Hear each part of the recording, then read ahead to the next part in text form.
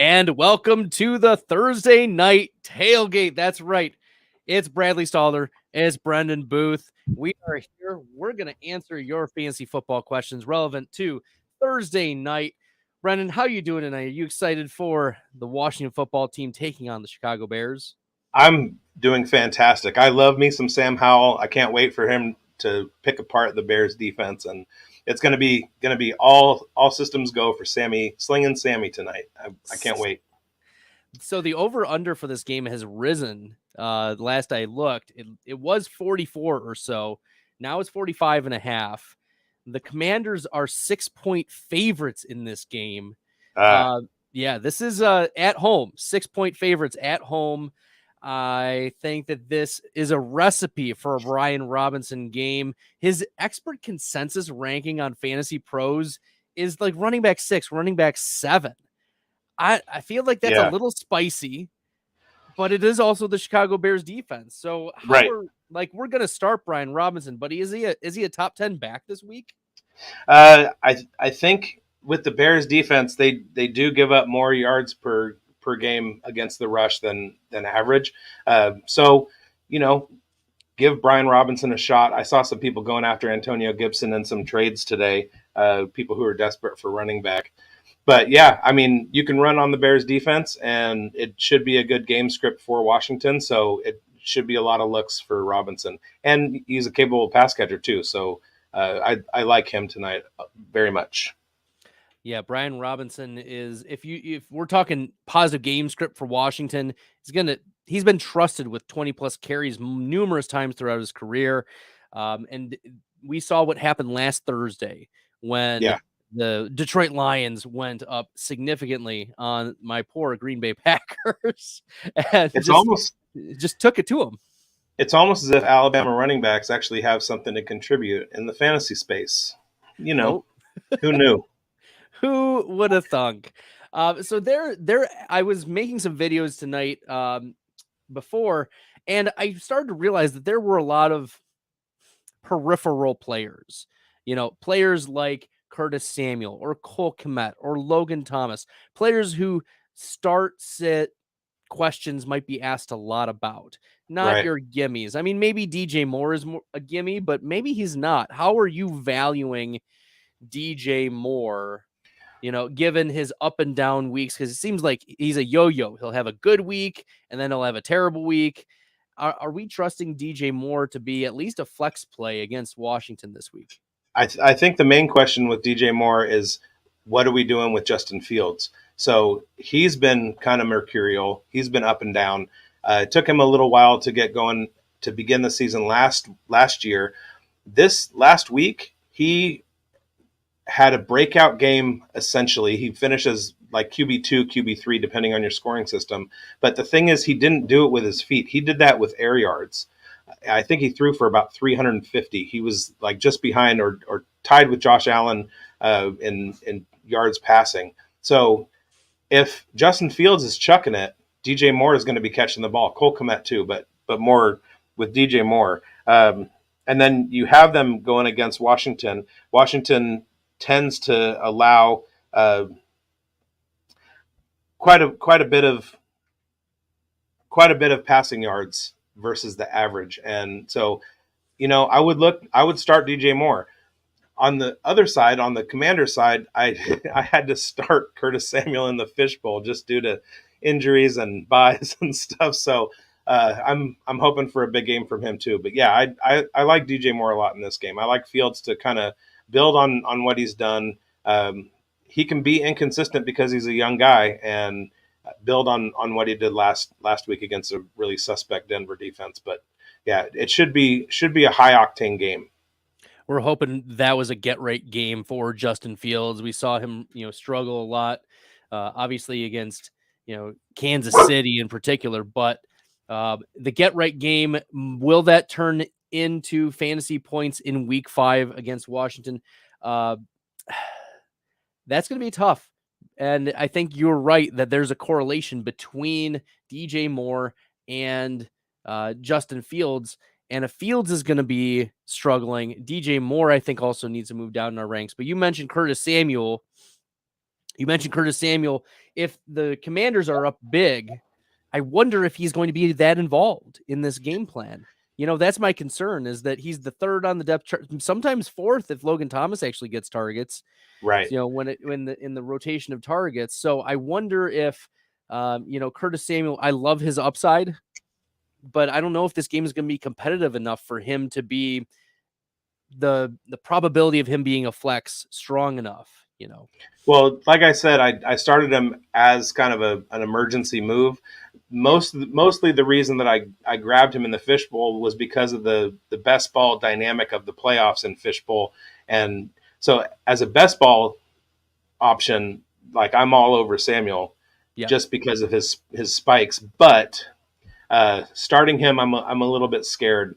But he's had a couple good games this season, and if Chicago is focused on shutting down the run, I don't know if they can, but if it does turn into two quarterbacks slinging it, he could benefit a lot from looks. So I'm not confident about Curtis Samuel, but sometimes you got to take some dart throws, right? Right, exactly.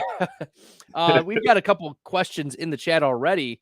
One of them is about Roschon Johnson. So Roschon Johnson is a player that, there was a lot of buzz, preseason hype for Roschon, that he would take over this backfield, that he would be the guy, and Khalil Herbert wouldn't stand a chance, and Donta Foreman would go by the wayside. Half of that came true, within the first 4 games. Donta Foreman did fall to the wayside, but Khalil Herbert has held his own. Despite not getting the volume that we liked in the first 3 weeks, Khalil Herbert ran for over 100 yards against Denver last week. Yeah. Granted, it was Denver, but we look at the PFF rushing grades, we look at the yards after contact per attempt, and Khalil Herbert has played very well. So I don't think Roschon has done enough to overtake the good metrics and the good play that Khalil Herbert has had on the limited work. Not yet. So when we have Bali here, so shout out to you, Bali, asking What's up, Bali? he needs flex, Roschon Johnson, Alan Lazard, or Rashid Shaheed. Are we flexing Roschon tonight? Those 3? I wouldn't. First of all, it's a Thursday game, and you want to leave your options open for the weekend. So I would go with Shaheed. His opportunities are gonna override what Lazard and Roschon Johnson are gonna do. I love Ro Jackson. Roschon Johnson he was one of my guys this year, and he, from the preseason through the first few weeks, his efficiency looks fantastic, just like it did in college. He just so happens to be behind a quality running back again, just like he was with Bijan. But there's one thing that we can tell from the Bears backfield from last year with Herbert and David Montgomery is when those guys are healthy, they were quality backs, and they showed up in fantasy throughout their tenures with the Bears. And I had a feeling that Herbert was going to be able to do the same. The talk was that Roschon was going to take over, but that wasn't necessarily everything indicated that it was Herbert's job and Roschon was going to be kind of a sub in back, which is fine. But a lot of us invested some draft capital that we maybe shouldn't have. And so we're looking for those opportunities to put him in. And I don't think right now is the time to do it. It's one of those wait and sees. Like you just have to wait for that miss where he has his 22-point breakout game and you go, dang it, I should have started him. And then he gets the ball rolling. But I don't think that time is yet. So I would go with Shaheed in that situation. Lazard might be an okay play. Again, we're counting on the quarterback. If Aaron Rodgers was starting, I would say go with Lazard. But at this point, I think Shaheed has some target and deep threat spikes that should help you if you're looking for a flex.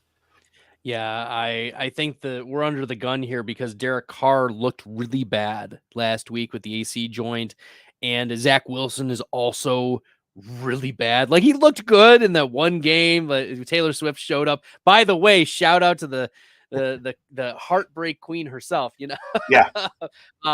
Shout out to her. Brendan, by the way, for everyone, is best friends with Taylor Swift, as you can tell by the picture. Like very tight. he is right next to her in the booth. So make Yeah. sure that if you guys want to get an in with Taylor T Swizzle, check out Come out to Brendan. MetLife Stadium where we're hanging out right now. We didn't leave from the game. We've just been here partying the whole time. So come on down and I'll get you to push some flesh. Let's go. This is the way. This is the way. So shout out to you, Bali. I think the only pathway tonight for Roshan to be fantasy relevant is his third down role, which he clearly does have over Khalil Herbert. Herbert is not a passing down back, and with the game script being negative, negative for the Bears, like the over under is -6, for Yeah. Washington. So if the Commanders get out to an early lead, it might be a lot more Roshan, but still, you have to wonder, like, Fields is just going to run. Fields is just going to dump off to Cole Kmet. Like, Roshan Johnson has a limited ceiling, even in the best case scenario. And don't forget that Herbert had 4 catches last week. I want to say on 5 or 6 targets, something like that. So he's not a slouch in the passing game either. And Roshan just, he can block. He's super good as a third down blocker. But Herbert has proven that he can be a 3-down guy and not necessarily need that platoon to happen. So as much as I want Roshan to be the guy, I think it's probably not tonight. No, probably not tonight. Okay. And you also, sorry, I wanted to say, you also brought up Derek Carr. He's a week gone after the surgery, and his offensive line has been absolutely atrocious. There's this thing that teams are doing where every time it's third down, they blitz, and the Saints offensive line cannot handle it. And it's like he's taken so many sacks. There was a stat on, I think, the top five quarterbacks and how much they've been sacked this year, and Carr was one of them. And I watched those games, and it's just his Swiss cheese offensive line is not helping him out at all. So plays can't develop. It's a lot like what happened in Las Vegas last year. The plays can't develop because he's just getting smothered immediately. And but he does have another week to kind of get it under control and find Shaheed downfield. So yeah, I stand by Shaheed. Brendan stands by Shaheed. Let's go. All right, let's go to Daniel here. He asked Fields versus Washington or Love versus Vegas. Oh, man. Look, if we're worried about Justin Fields and this tough Washington defense and it's a low over-under, is this going to be a get-right game enough to overcome what we project to be a really nice matchup of Jordan Love versus Vegas? And with Christian Watson, hopefully, getting some more snaps. Yeah, it's kind of hard when you're looking at a Thursday play versus a Monday play. There's a big span in between. Vegas has 33 passing yards per game below the average given up. So it doesn't look that great for Love. And you drafted Fields where you drafted him, and you waited on Love. So at this point, let's not get too cute. Let's roll with Fields. All right. Yeah, I think that there's a higher floor for Justin Fields, and the ceiling, we've seen the ceiling for Love, and it requires the big boom plays. Vegas has given up some of those. We can think of the Calvin Austin play a couple weeks ago. But it's a hard thing to say, we're going to trust Jordan Love over Justin Fields. I don't think I could pull the trigger on starting Jordan Love over Justin Fields at this point. No, and game script is going to have to be taken into account too. I think Green Bay is going to be able to win with Aaron Jones, with running the ball putting the ball in the ground against Vegas. They're not that great against the run, even though they kind of looked like it for a little while to start the season. They do give up a lot of rush yards, and they play from behind. So teams aren't having to throw the ball on them a lot. It's going to come down to A, you drafted Fields early. B, the volume is going to be there for him if he gets into a negative game script. And I don't think the case is going to be the same on Monday night with Jordan Love. And I say that wearing a Vegas Raiders jersey right now. So Uh, Grains of salt. We've got Vegas Raiders jersey. We got Green Bay Packers. Robert Tunyon in the background. there you Let's go. go. All right. Kill shot 1968. Jaleel McLaughlin or Jahan Dotson. This is pretty easy, I think. I think this is pretty easy. It's Yeah, Jahan. that's who I'm going with. I like McLaughlin, but he's a smaller back. That backfield already has Javonte Williams and Samaje Perine. I don't think there's any reason to go with McLaughlin. He was a good story last week. He's a great story as far as his size and being not counted on, and coming in as a UDFA and making the team, and he's a hard worker and all that stuff. But we're looking for points here, and Dotson just has more of an upside than McLaughlin does. That and Javonte practiced this week. One of the appeals of McLaughlin was that he would, be able to operate as the 1B or the number 2 behind Samaje Perine. Right. And that's not looking like it's going to be the case this week, given that Javonte did practice here on Thursday. So I would start Jahan Dotson. But once again, guys, we're talking Thursday night. I tell you every week, we're not talking about flex plays as flex positions in your starting lineup. We are going to move that player into the wide receiver role.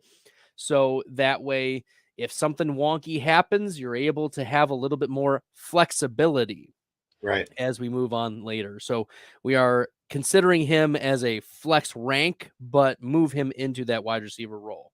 Exactly. So that if Luke Musgrave is fully healthy on Monday, you can slide him into that flex spot. There we go. All right. We're going to look at, should we start the Commanders defense and special teams?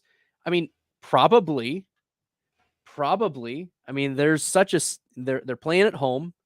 They're 6-point favorites, and the over under, I mean, it has risen a little bit, but I have Washington as my number 3 defense this week, only behind Baltimore and Detroit. So you're probably starting the Commanders defense. Probably. I'm a streamer in redraft leagues. That's what I do, and some of my content is about streaming defenses and tight ends and stuff. And I really was huge on Washington a few weeks ago when they played the Broncos, I want to say, and I've kind of moved off them a little bit. If Fields gets going in this game, he's going to put up some points, and they're gonna bust through that 45 on the over under. But the other thing to consider is that Fields uses his legs a lot. Is he going to be able to avoid Chase Young? Is he going to be able to get out of sacks? They could put some numbers on the board with sacks and bad offensive line play. So I keep them, and they shouldn't do worse than the most of the other streaming options that are out there. 8 There points. Yeah, you're good. Perfect. We'll keep her moving here. Gooner boy, shout out to you. Puka or DJ Moore. Puka Nacua, very sizably ahead of DJ Moore, in my opinion. I mean, yeah, you just have to look at target share. The man had at one point was averaging 17.5 targets per game. The Rams are slinging the ball all over the place. I want to say they had 40-something passes the other day. Even Tutu Atwell is averaging 9 targets a game, and those are the elite targets that we're looking for your top 12, top 24 wide receivers. So Puka's blowing through those, and he's shown that he can get open in space, and he's got the hands. Puka's for real, you guys. Oh, he is very for real. Puka Nacua right now, tentatively, as my wide receiver 9. I might move him down a little bit if Cooper Kupp is ready to roll, but I mean, it's going to be almost impossible for us to be benching Puka Nacua. You can think of Robert Woods and Cooper Kupp coexisting in this Rams offense, being, top 15 options. Or Cooper and OBJ. I mean, right. Same thing. Exactly. Yeah, exactly, Brendan. This is what we want. And this is against Philly. This is against Philly, and Philly just got torched, against Washington. It was a very, very good fantasy game for the Jahan Dotson and Terry McLaurin people. Okay. You can throw on Philly. You can't really run on them, and it's going to be like the combined pace of that game is going to be like one of the highest of the week. So yeah, you got to go with Puka on that one. All right, we got to pick 2 for Gooner Boy: Roshan, Gainwell, Hubbard, Moss, and Warren. That's rough. All right, I'm going Warren and Moss. I think. I like Hubbard, but if Miles Sanders is healthy, they're splitting everything. Gainwell, I waited a couple years on in Dynasty because I knew that talent was there, and then they went out and they got Swift. So he's back to his his backup role, even though he's more than capable. At some point, you have to think that Warren is. I mean, he's outscoring Najee Harris, and they're getting about equal touches. And then with Moss, you kind of have to wait and see what's happening with Jonathan Taylor. He's been practicing. He's off the PUP list. But if he's a full go on Sunday, I don't think that means something great for Moss. So I would tend to lean Warren and Hubbard there. I mean, you're going to be looking at RB2s regardless across the board on those. And I think the highest upside without Taylor is going to be Warren and Moss, and then next will be Hubbard. Great. Brennan's been crushing it. Brennan Booth, writer on the news staff for Player Profiler. He's been crushing it on the news. If you guys haven't checked out playerprofiler.com, use playerprofiler.com for all your stats, for all your news. Get that checked out. Brennan's one of our best writers in the newsroom, and it's great to be bringing him on here tonight. We've got a few more minutes to be answering questions, but before we do, a word from Matt Kelly. Now, as we at Player Profiler have become a full-blown machine learning company, the crowning achievement has to be the injury finder. We're now taking BMI data and injury history data and assigning a probability that a player is injured on any given touch. And not only can you see a player's fragility rating, their injury risk, we also have analysis from professional physical therapists breaking down all the major players that underwent surgery last year and what their rehabilitation looks like heading into 2023. There's a tool to compare players. There's a database where you can say, show me all the foot injuries, show me all the severe injuries, show me all the injuries requiring surgery. It provides you the key market intelligence to know what is the difference in probability that player X versus player Y will miss games this year. It's great for fantasy football, and it also just satisfies your curiosity as a fan. Go to the App Store, go to Google Play, download it. It's $5 every year just to reload the latest injury predictions and fragility ratings. The 2023 data is live now. Open your phone and get smarter. That's right. Get smarter with the injury finder. All right, we've got like 5-6 minutes left of this stream, Brendan. We're gonna go we're gonna pick up the speed. We're gonna just instant reaction. Roshan Lightning round or P Ryan. Javonte practiced.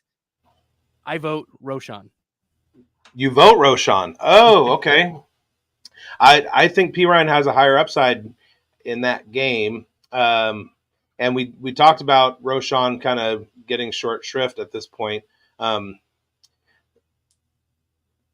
P Ryan is that pass catching third down back like he was in Cincinnati last year. So the opportunity for him to actually put a touchdown on the board, I think, is higher than that for Roshan. So many of these are just like damned if you do, damned if you don't. Yeah. I think that Samaje Perine's just been bad this year. Yeah, I think Roshan Johnson is a better running back than Samaje Perine is. But yeah. I think Perine's opportunity, even if Javonte is playing, I think he still has more of an opportunity. All right, we are split on that one. Sam Howell or Joe Burrow? Woo! Wow. How about the mighty have fallen, right? Man, I had Burrow as a sit a couple weeks ago. Didn't last week. And he's starting to get right. He's starting to find Chase. He's definitely shown that he's a top 10 quarterback. Howell hasn't done that yet. Howell's going on Thursday. I think you have to go with Burrow. Again, you drafted these guys at the top of the draft for a reason, and you can't think too much about it. I think we find ourselves thinking too much and making bad decisions because we're trying to overanalyze, and you just have to go with, what your gut was in August or early September. Go with Burrow. Ooh, I'm split. I will split the vote here, Brendan. I'm gonna go with Sam Howell. The Bears defense is just so bad. Just so bad. That's the reason why I'm voting differently. Yeah. How do you, okay, we'll keep her going. How do you feel about Cole Kmet this week? Washington has allowed few fantasy points to tight ends, but they haven't been great tight ends. So how are we feeling about Cole Kmet? Is he a must-start tight end this week? I think Cole Kmet arrived last year as a tight end. I think he finished as tight end 7, and he's had a down week, I want to say. He came back fully last week and put together a really good game. I always like some Cole Kmet. Yeah, 3 of his first 4 games, at least 6 targets in those games. He's finished as top 8 half PPR tight end, half of those games. So, I think that you're probably not going to have better options. Like, you're starting Cole Kmet over Kyle Pitts, right? Yeah. So you're starting Cole Kmet over Dalton Schultz. Yes. So those are the types that you are. I don't know if you're. It's going to be hard. Dallas Goedert. That's like the litmus test, isn't it? Because Goddard he has really needs struggled. himself a touchdown. He's just got to get into the end zone. He's been a try and sell low this week, I guess. Yeah.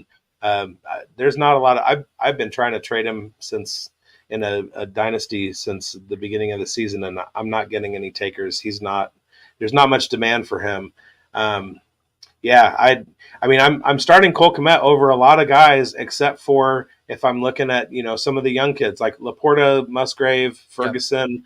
Yep. I would start them over Kmet. But yeah, I like Cole Kmet. He's Notre Dame guy. Go Irish. Yeah. Christian Watson or DJ Moore? Oof. I'm going DJ Moore. All right. DJ Moore is much more reliable. I think Christian Watson was an outlier last year. If you look at a lot of his usage rates, he had some spikes, and that was about it. Plus, he's not fully healthy. He's not like the target hog. He's not a big target guy like a Jaden Reed or somebody else who's going to play more in the middle. He is a deep threat, and the games that he goes off, he's going to go off. But I think DJ Moore is more reliable. Higher floor, definitely. Better and best ball. Equal ceiling. There we go. I agree with you, DJ Moore, in this week. Watson popping back up on the injury report Thursday.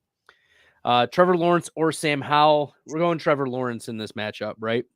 You kind of have to. He hasn't been the top 10 quarterback that everybody expected, but he has been at least quarterback 2 in Superflex. And that's, he's in the top 24 each week. So that's all you can kind of really ask for at this point if you have a better starting option.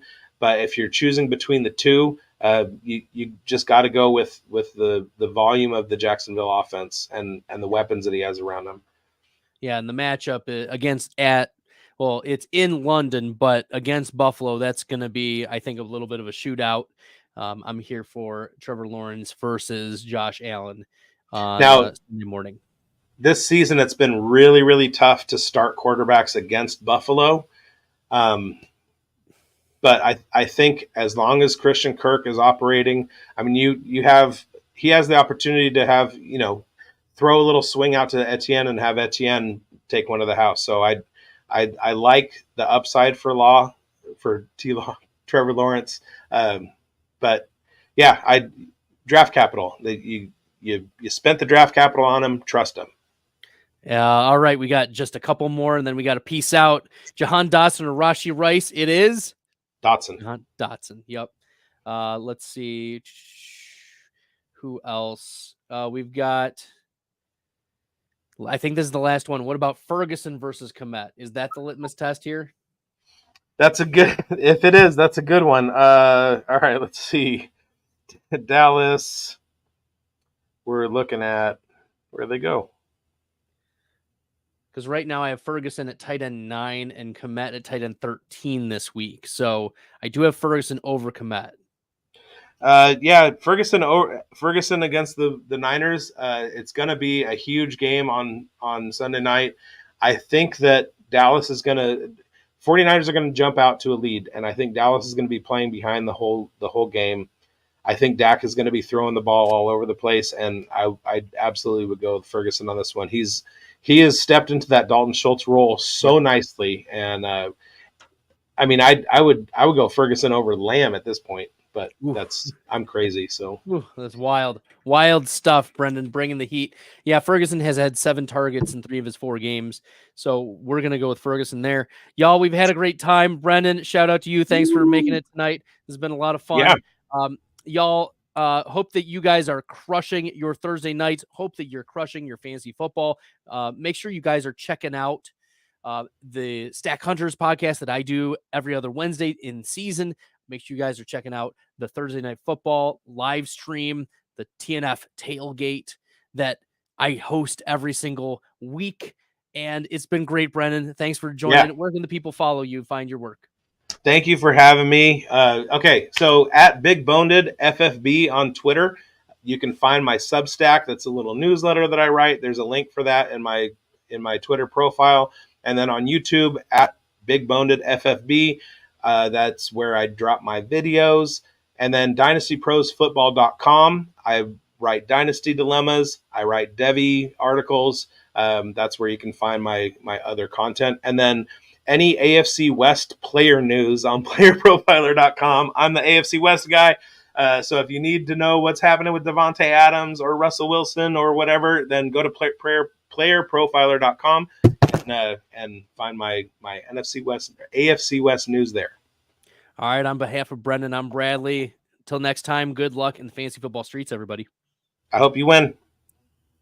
Hey, I want to take a moment to thank you for tuning in. It's important to me that all of our media be free. This is only possible because of you allowing a true independent sports media enterprise to thrive unlike any other in the business.